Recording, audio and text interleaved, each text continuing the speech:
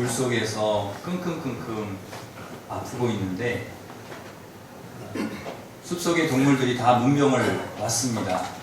근데 여우만 안 왔어요. 여우는 집이 멀어가지고 좀 늦게 온 거죠. 근데 별로 평소에 여우하고 사이가 안 좋았던 늑대가 기회다. 이때 여우를 좀 없애고 내가 사자 왕의 사랑을 좀 독차지해야 되겠다. 절호의 기회다. 그리고는 사자 왕에게 가서 말을 합니다. 왕이시여, 모든 동물들이 다 지금 문병을 왔는데 여우만 지금 안 왔습니다. 여우만. 그러니 평소에도 이 여우가 임금을 업신여기고 다녔으니 험담하고 다니고 그랬으니 이 여우를 당장 처단하시는 것이 좋을 줄 아뢰옵니다. 뒤늦게 이제 여우가 와서 들어오려고 보니까 늑대가 그 얘기를 하는 거예요. 그 밖에서, 문 밖에서 그걸 들은 거예요. 이거 늑대 봐라. 그리고 화가 막 나는 거예요. 그리고서 이제 들어갔습니다. 그 임금이 화가 났어요. 왜 이렇게 늦게 왔냐, 너 여우야.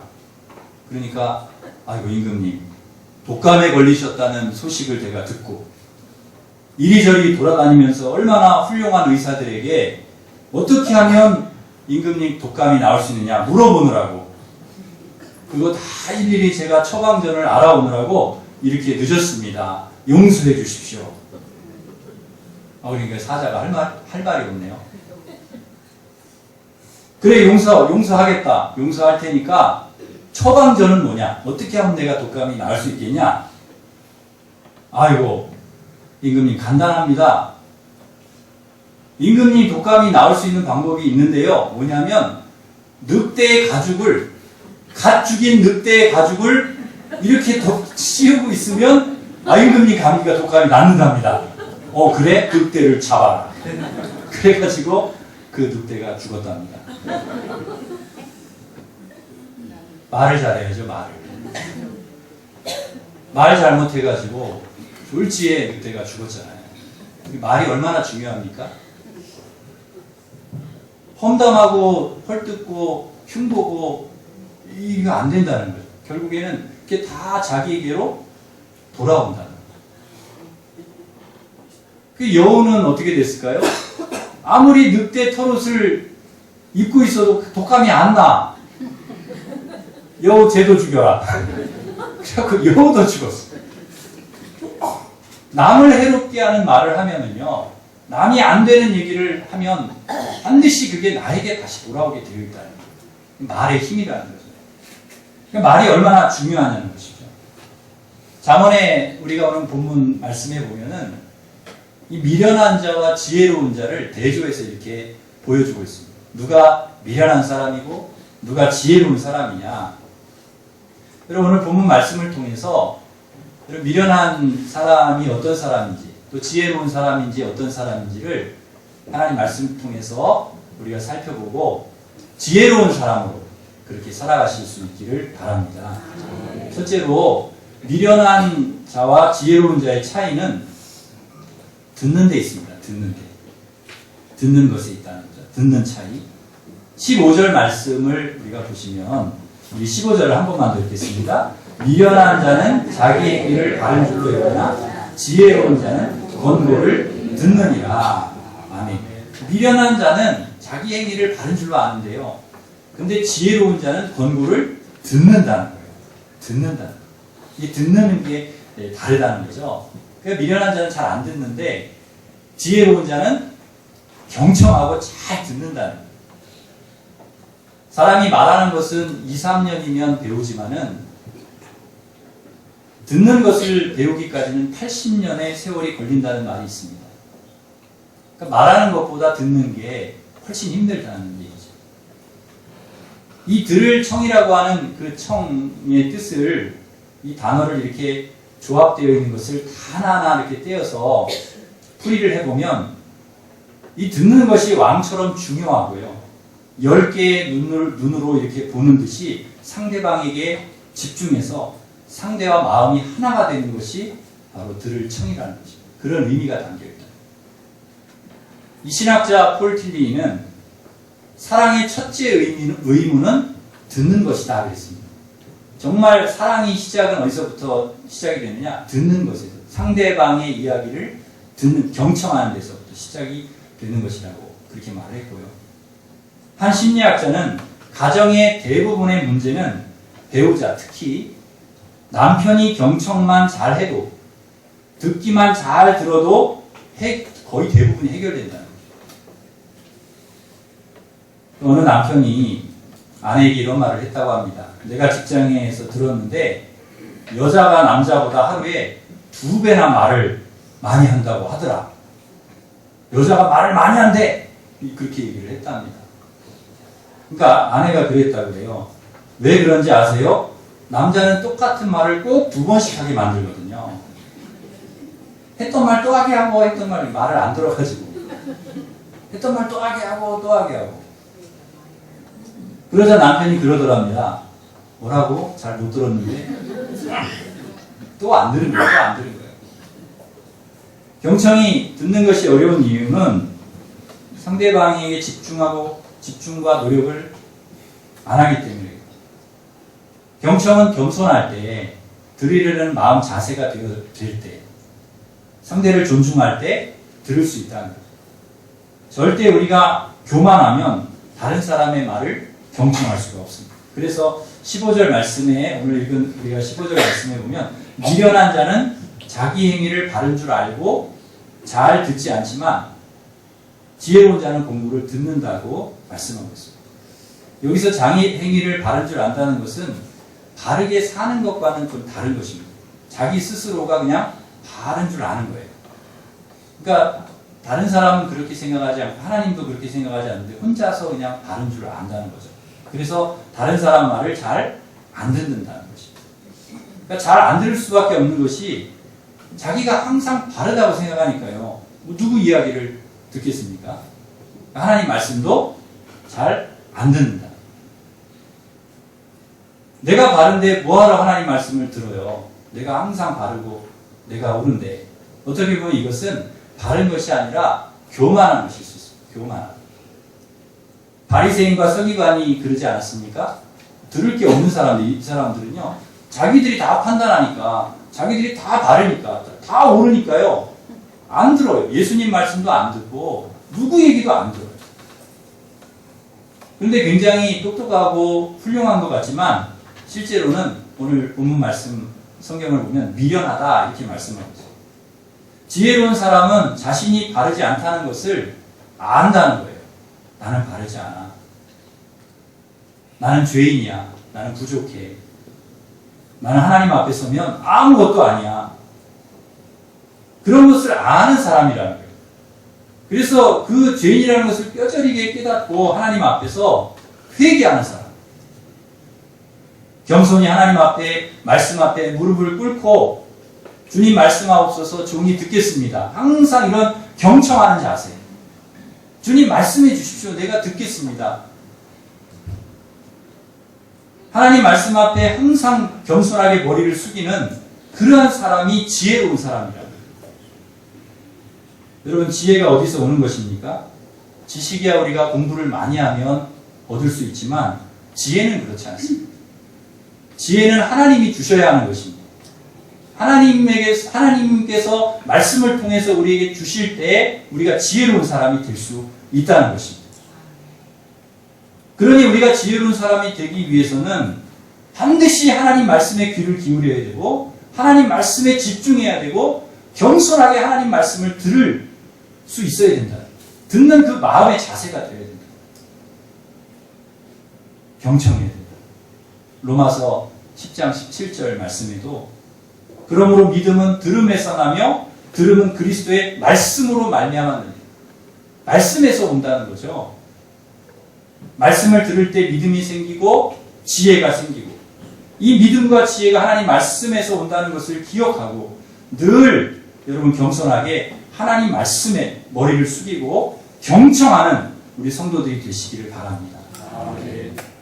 두 번째로 미련한 자와 지혜로운 자의 차이가 또 하나 있습니다. 어떤 차이인가 하면 참는 데서 차이가 있습니다. 우리 16절 말씀 같이 한번 읽겠습니다. 미련한 자는 당장 분노를 나타내거니와 슬기로운 자는 수욕을 참느니라. 아멘. 미련한 자는 당장 분노를 막 이렇게 드러내는데 슬기로운 자는 수욕을 참는다는 거예요. 참는가 이분이 잘 참으시는가 안 참으시는가 보면 이분이 지혜로운 분인가 지혜롭지 못한 분인가 알 수 있다는 거예요. 여러분 슬기로운 사람 지혜로운 사람은 수욕 어떤 막 분노가 일어나고 화날 만한 일이 일어나도 잘 참는다는 거예요. 그런데 지혜롭지 못하고 미련한 사람은 막 그냥 화가 날 때 막 분노를 막 이렇게 쏟아붓는다.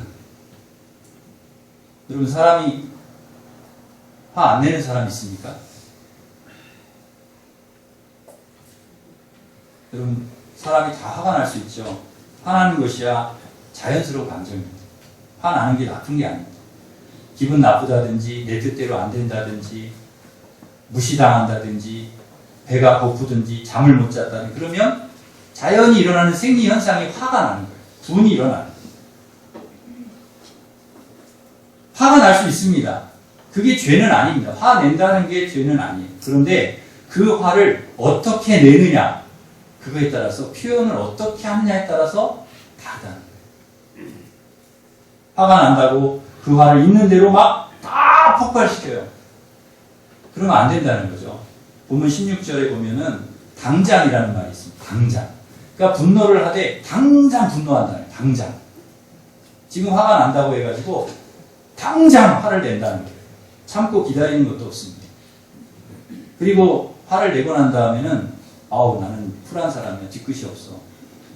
그리고는 아무렇지도 않은 듯이 또 밥 먹고 잠도 잘 자고 그러면 그 화를 입은 사람은 그 분노를 이 쏟음을 당한 사람은 밥도 못 먹고 잠도 못 자고 화낸 사람은 잠도 잘 자고 밥도 잘 먹고 이게 안 된다는 거예요. 정말 지혜로운 사람은요 화가 나도 일단은 어떻게 합니까? 참는다는 거죠. 화가 날 일이 있어도 좀 생각할 시간을 갖는다는 거예요. 내가 여기서 당장 화를 내야 되냐? 그러지 않아요. 좀 이렇게 참는다는 거예요.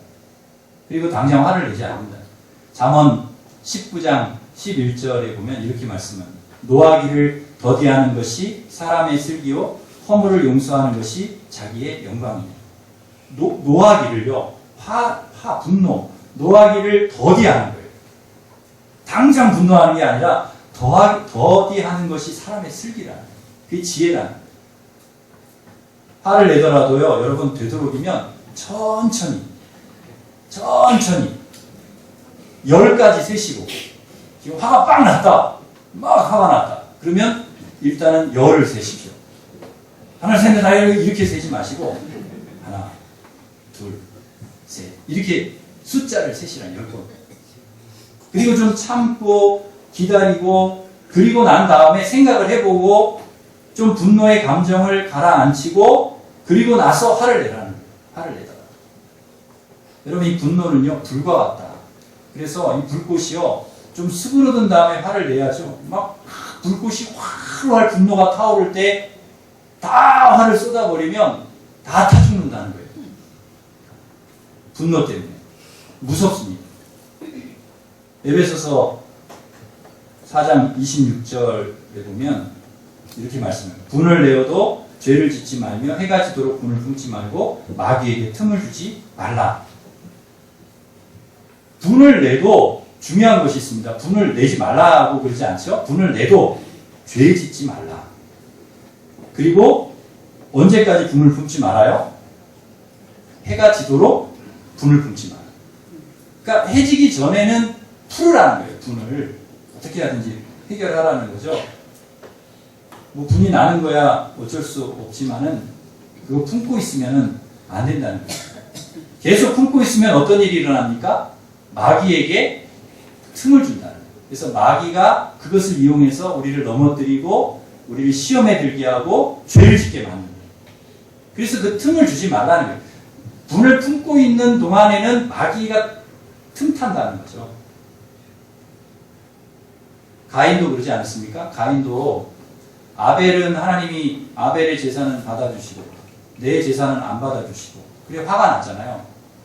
그래가지고 분을 품고 있다가 그걸 빨리 분을 해결하지 못하고 품고 있다. 결국은 동생을 죽이지 않습니다. 죄가 됩니다. 분이 죄가 됩니다. 압살롬도 그렇잖아요. 압살롬도 누이가 그 성폭행을 그 이복 형에게 당했다고 해가지고 막 분을 품고 있다가 암논에게 그 분을 품고 있다가 죽이잖아요. 분이 결국은 마귀가 틈을 타가지고 성경에 보면은 시므온과 레위도 그렇고요, 입다도 그렇고 수많은 사람들이 이 분 때문에 분노, 화 때문에 큰 죄를 짓는 그런 것을 보게 됩니다. 여러분 성경에만 그런 게 아니라 오늘 우리가 살아가고 있는 세상을 보더라도 이 분노를 조절하지 못해서 이 분노를 절제하지 못해서 참지 못해서 이 분노 때문에 일어나는 범죄들이 계속해서 많아지고 있다는 거예요. 더 많아지고 있다는 거죠. 그거를 분노를 절제하지 못하니 갑자기 분노 조절 장애죠. 팍 하고 그냥 다른 사람을 해치는 것입니다. 여러분 웬만하면 여러분도 화를 잘 참으셔야 되지만 다른 사람 화나게 하지 마시기 바랍니다. 괜히 화나게 했다가 여러분 큰일 날 수가 있습니다. 화내지 않아. 웬만하면 화내지 않도록. 모세도 화냈다가 하나님께서 너 어디서 화를 내냐? 너 반석에 명하라 그랬더니 어디 지팡이 가지고 반석을 막 때려가지고 그 모세가 얼마나 속이 상했으면 지팡이로 막 반석을 내리치면서 화를 냈겠어요? 너 그 화를 내고 내 앞에서 내 영광을 드러내지 않고 너 신경질 내고 그래서 결국 가나안에 못 들어가. 여러분 우리가 살아가는 이 세상 얼마나 화날 일이 많은지 모르겠어요. 내 마음대로 내 생각대로 안 돼. 잘 안 되니까 너무 화가 나. 그럴 일이 많죠. 남편도 자식도 아내도 건강도 사업도 내 마음대로 잘 안 됩니다. 집에서도 교회에서도 내 마음대로 잘 안 됩니다. 그러니 얼마나 화가 납니까? 그렇다고 화나는 대로 다 내고 신경질 내면 되겠습니까? 아니라는 거죠. 하나님께서 참으라고 말씀을 하십니다. 슬기로운 자는 수욕을 참느니라. 여러분 수욕이 무엇입니까? 수육이 아니라 수욕. 수욕 그러면은 고기 생각을 점심때가 아니라 수욕을 생각해요. 수욕이 무엇입니까? 멸시와 천대, 박대, 하대, 모욕. 이것이 수욕입니다. 네, 수욕. 발음을 잘해야 됩니다. 그것을 참는 거라는 거예요. 누가 그렇게 참으셨습니까? 수욕을? 누가 그렇게 참으셨어요? 예수님이 참으셨다는 거예요. 가진 모욕과 멸시와 천대, 침뱉음, 조롱, 핍박 다 참으셨어요. 왜 주님께서 그렇게 참으셨습니까? 왜 참으셨어요? 우리 죄를 사해 주시기 위해, 우리를 구원해 주시기 위해서 죄 없으신 주님이 다 그런 엄청난 그런 박대와 천대를 다 받으셨다는 거예요. 십자가에 죽으시기까지 그 다 견디셨다는 거예요. 그래서 우리는요, 우리가 살아가는 이 삶 속에서 우리에게 닥쳐오는 여러 가지 그런 일들이 많습니다. 예수님을 생각하면서 여러분 참으실 수 있기를 바랍니다. 여러분 가만히 한번 생각해 보시기 바랍니다. 나는 분이 날 때 잘 참는 편인가? 아니면 분이 나면 그냥 쏟아버리는 그런 편인가? 한번 잘 생각해 보시고 예수 그리스도를 늘 생각하시면서 분이 나도 분을 품지 말고 또 틈 주지 말고 마귀에게 틈 주지 말고 죄 짓지 말고 잘 참고 인내하시는 우리 성도들 되시기를 바랍니다. 마지막으로 이 미련한 자와 지혜로운 자의 차이가 있는데요. 말하는 데에 차이가 있습니다. 말하는 데. 우리 18절 말씀 마지막으로 한 번 더 읽겠습니다. 시작. 칼로 찔러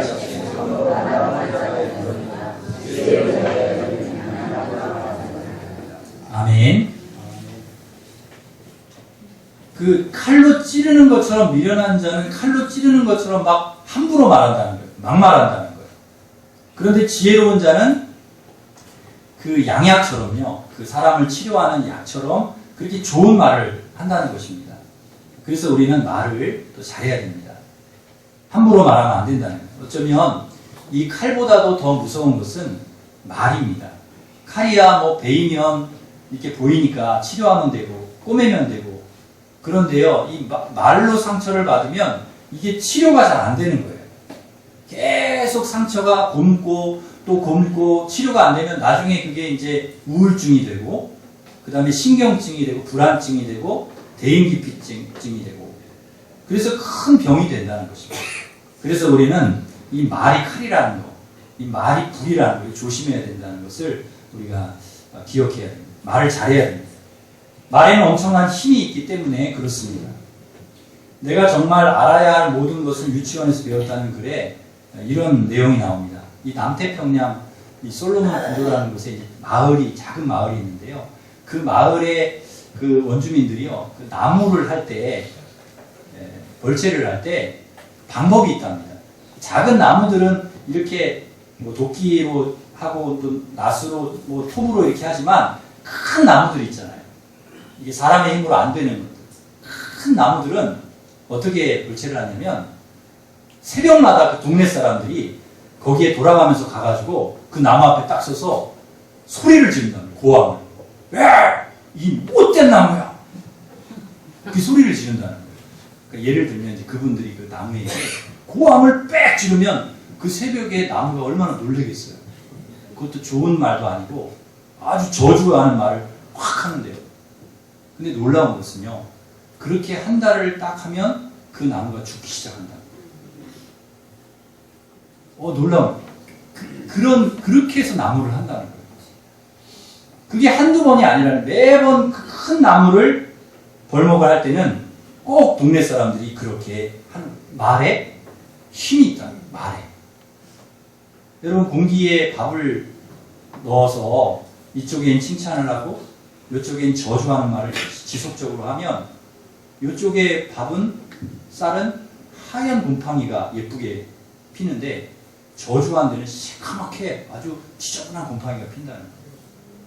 물도 이렇게 그릇에 떠놓고 여기다가 칭찬하고 여기다가 저주하면 여기에 들은, 그릇에 들은 물은 육각수가 된다. 아주 좋은 물이 되는데 여기에 들어있는 물은 다 깨진다는 거예요, 결정이. 그래서 아주 안 좋은 물이, 해로운 물이 된다는 것이죠. 이게 말의 힘이라는 것이죠. 말에 힘이 있다는 거예요. 말로 저주하면 그대로 저주가 전달이 되고, 축복하면 축복이 전달된다는 것이죠. 오늘 그 중년 남성이 만성 우울증에 시달렸는데요. 그가 그렇게 우울증에 시달리게 된 이유가 뭐냐면, 그 아버지가요, 자수성가한 큰 사업가, 이제 그 기업을 일으킨 사업가인데요. 그 아버지가 늘 그런 말을 했답니다. 야, 이 녀석아, 네가 뭘 하겠냐? 내가 이렇게 사업을 일으켜놨는데, 아이고야, 걱정이다. 너 내 기업 물려받았다가는 너 다 망쳐놓겠다, 네가. 그 얘기를 계속 한 거예요. 계속 귀에 못이 박이도록. 그러니까 이 아들이요, 아이고야, 내가 망치면 안 되는데, 이 아버지 이게 일으켜놓은 이 사업 내가 망하게 하면 안 되는데, 이게 늘 강박증에 시달려가지고, 그 아버지가 돌아가신 후에 그 사업을 물려받았는데요. 내가 이 사업을 기필코 더 잘 일으켜 세울 거야. 그런 마음으로 막 밤에 잠도 안 자고 너무 열심히 일한 거예요. 그런데 계속 스트레스가 더 심해지니까 이제 술을 달고 사는 거예요. 술을. 알코올 중독에 빠지게 되고 나중에는 우울증이 걸려가지고 약물 치료를 받게 되는 그런 처지에까지 이르게 되었다는 거예요. 이 사람의 인생이 왜 이렇게 불행하게 된 것입니까? 그 아버지의 말 때문에. 네가 뭘 하겠냐? 네가 내 기업 물려받아 다 말아먹겠지 않겠냐? 이런 말이 귀에 못이 박히도록 들으니까 그 말에 의해서 그렇게 됐다는 거예요. 여러분, 부모가 무심코 내뱉은 말은 자녀의 가슴에 깊이 새겨집니다. 나중에 부모는 죽어도 부모가 늘 했던 말을 여전히 자녀의 가슴에는 힘을 발휘합니다. 그래서 부모님은 자녀에게 축복의 말을 해야 합니다. 이 세상에서 칭찬이 필요 없는 사람 아무도 없습니다. 힘주는 말, 격려하는 말 나 필요 없습니다. 나는 그냥 다 알아서 살아가는데 그럴 사람이 없다는 거예요. 다 위로를 받고 격려를 받고 칭찬을 받기를 원한다는 거예요. 미국의 그 상원 도서관에 가면은 아브라함 링컨의 유품이 이렇게 보관이 되어 있는데요. 암살당할 때 소지했던 그런 물품들이랍니다. 손수건도 있고 펜나이프, 안경집, 지갑, 또 신문 스크랩 이런 것들이 이제 쭉 있는데요. 그 가운데 특히 사람들의 눈길을 끄는 것은 존 브라운의 설교문이 실린 낡은 대로 낡은 신문 스크랩이 거기 이렇게 있다 합니다. 거기에는 이런 글이 쓰여 있는데요. 링컨은 당대의 가장 위대한 사람이다. 그러니까 링컨은 강한 지도자였습니다. 남북전쟁을 승리로 이끌고 노예 해방을 일으켰던 아주 강한 지도자이죠. 그토록 강하고 위대한 링컨도 칭찬이 필요했다는 거예요. 그것을 그 목사님이 했던 그거를 스크랩 해가지고 가지고 다닐 정도로 힘들 때마다 보고 또 보고 또 보고 그러면서 그 위로를 받았다는 거예요. 힘을 얻었다는 거죠. 저도 이렇게 카톡이나 문자를 이렇게 늘 주고받는데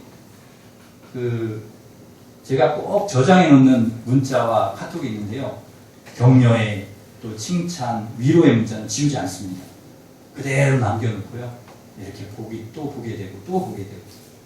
제 책상 위에는 교회 부임하고 1년 후에 권사님이 써주신 격려의 글이 붙어 있습니다. 제 책상 위에 이렇게 그걸 그대로 스크랩을 해놨어요. 뭐라고 써있냐면 목사님 주님의 이름으로 축복합니다. 늘 교회를 위해 애쓰시는 목사님 주님께서 그 열정과 기도를 아실 겁니다. 늘 건강 주실 걸 믿으며 기도하겠습니다. 그 글을 제가 그걸 딱 이렇게 책상에 놓고 항상 힘을 얻는 것이죠. 제가 안산제일교회 떠날 때 고은 목사님이 써주신 고별시가 제 방에 이렇게 걸려 있습니다. 제 목양실에 가면은 그 액자에 고은 목사님이 써주신 담임으로 가시는 목사님들에게 다 써주는 게 아니고요. 참 감사하게도 저하고 한 두 분만 그 시를 받았어요. 참 때를 잘 만나야 되는데 그때 써주신 그 시를 제가 그대로 읽어드리겠습니다. 짜증내신 얼굴 한 번 못 보았습니다. 적당히 말라 키 크신 겸손. 성전 건축 반대하는 라성 주민을 향해 불편하셔도 조금만 참아주십시오.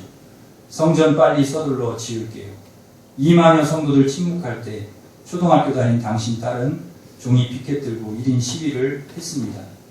그 후 어느 날 갑자기 주일날 주민 반대자들은 사라지고 교회 전도 부흥의 불길은 다시 솟아올랐습니다. 9년을 하루같이 섭섭한 말 한마디 없이 이토록 까다로운 담임 목사 밑에서 눈밖에 난 일 한 번도 없이 종살이 서러웠을 것을 그래도 웃고 가시니 죄송합니다. 사모님 좋은 옷 입으신 것 한 번도 못 보았습니다. 바치는 데 넉넉하고 나누는 데 충성했으니 당신은 정작 가난했습니다. 그곳에 가시면 그래도 우리가 서로 생각날 것입니다. 기도하십시오. 기도할게요. 그런 목사님 사모님 1인 대모한 용감한 아이들아 우리도 안녕. 이런 시를 써주셨습니다. 제가 그 시를 읽을 때마다 참 감사하기도 하고 위로와 격려가 되기도 합니다. 우리는 모두 힘든 세상을 살아가고 있습니다. 위로의 말 한마디, 격려의 말 한마디가 힘들게 인생의 걸음을 내딛는 여러분에게 큰 힘이 될 줄 믿습니다. 감사하게도 말은 아무리 많이 해도 돈이 들지 않는다는 것입니다. 하나님이 그렇게 우리를 만들어 놓으셨습니다. 말 많이 해도 돈이 안 들어요. 칭찬과 격려, 위로와 축복의 말 많이 해도 돈 드는 거 아닙니다. 여러분 인색하지 말고 많이 하시기를 바랍니다. 지금 자녀들에게 사랑한다고, 너가 있어서 행복하다고, 하나님께서 반드시 너를 축복하실 거라고 그렇게 말해 주십시오. 아내에게 사랑한다고, 당신이 있어서 정말 행복하다고,